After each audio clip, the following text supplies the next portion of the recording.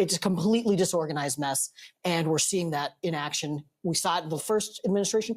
Up until recently, we hadn't seen that level of disorganization from this administration, but now we're beginning to see it. Yeah, and we've heard a lot of people say, give DOGE a chance. The federal government is bloated. It is way too large. Let them try to make this work. But I think, the criticism that some people were noting was it's supposed to make government more efficient. The chaos from this and how this, was leaving cabinet secretaries even in the lurch was not efficiency. It was inefficiency.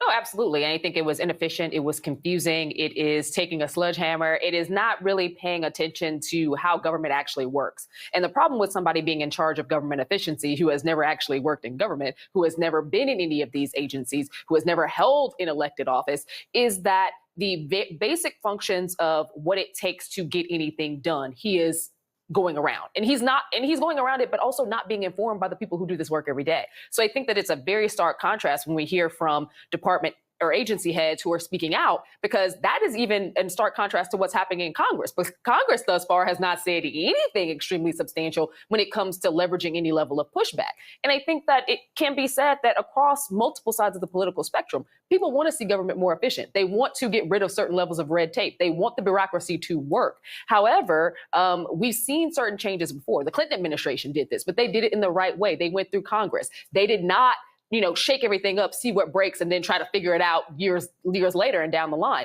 What we're seeing right now is that DOGE doesn't really have a plan. The plan is to get rid of as many federal workers as possible without any real understanding of the systems that are going to be affected, and honestly, no real concern. Well, and that's why the judge grilling the DOJ lawyer today about what is his title or who actually is in charge, that could actually have a huge impact on the lawsuits that a lot of these fired federal workers are bringing in court. It absolutely could. I mean, it's remarkable to me that you see the federal judges basically going down the line, asking each Justice Department lawyer, do you know who's in charge? Do you know if anyone